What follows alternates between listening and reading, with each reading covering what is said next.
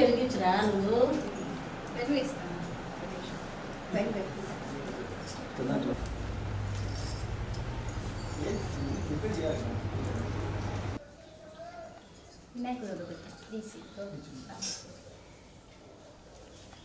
నా ఇల్లు కట్టించిన గుడి అంటే మీ అత్తగారు చాలా అభిమానం. కండు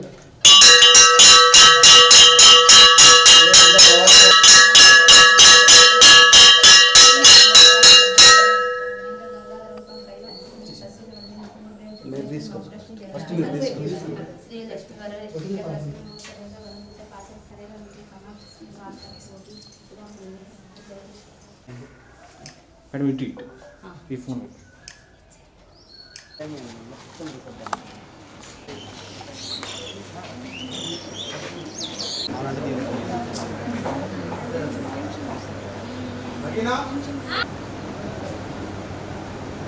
ఓకే.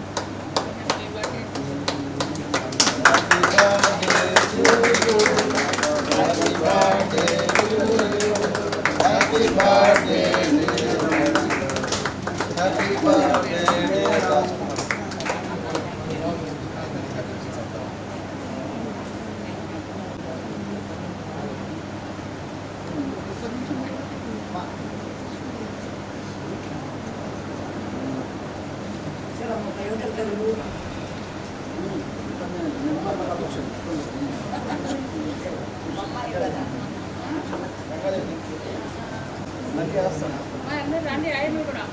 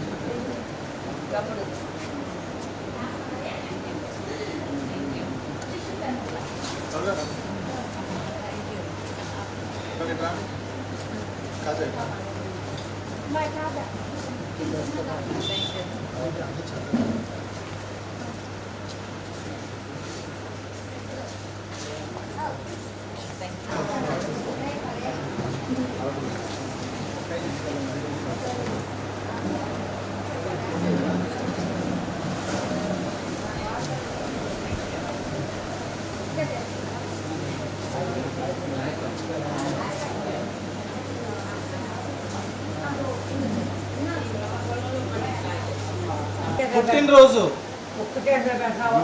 రెండు చేతులు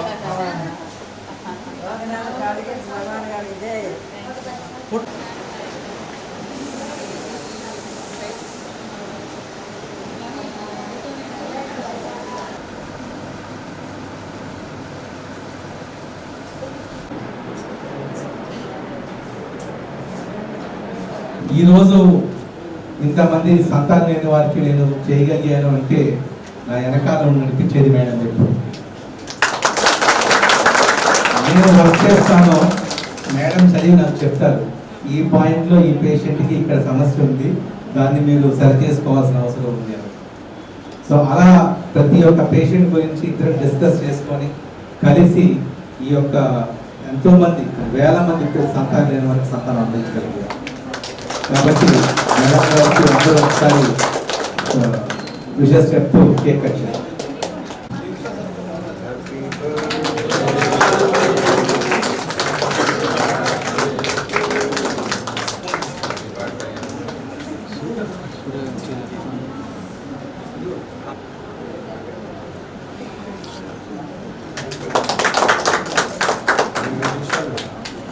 తెలుగుదేశం పార్టీ కూటమి అభ్యర్థిగా పోటీ చేయడం జరిగింది. నాకు ఇంతకుముందు డాక్టర్ ఉదయ్ కుమార్ గారు, మరి ఉమాశంకర్ గారు, అలాగే రాజ్ కుమారి గారు నాకు పెద్దగా పరిచయం లేకపోయినా I know them very well.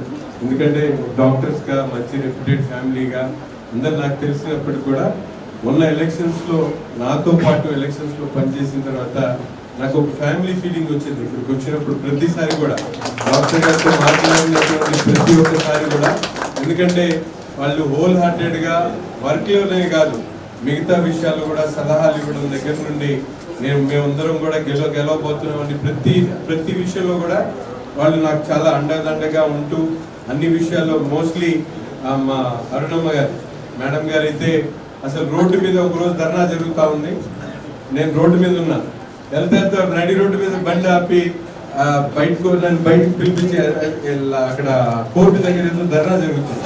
అంటే వాళ్ళకి ఎంత మనకి మీద అభిమానం ఉందనేది మాటల్లోనే కాదు చేతుల్లో కూడా చేసి చూపించినందుకు వాళ్ళ ఫ్యామిలీకి మరొకసారి హృదయపూర్వకంగా ధన్యవాదాలు తెలిపాలి మీ అందరి ముందు. రెండవది మేడం గారు అయితే రియల్లీ వాళ్ళిద్దరి కప్పులు అయితే ఎంతమంది ఎన్ని రకాలు చెప్పినా కూడా దిష్టి తగలకూడదు నేను అనుకుంటాను. ఫోన్ పక్కకు పెట్టాలి.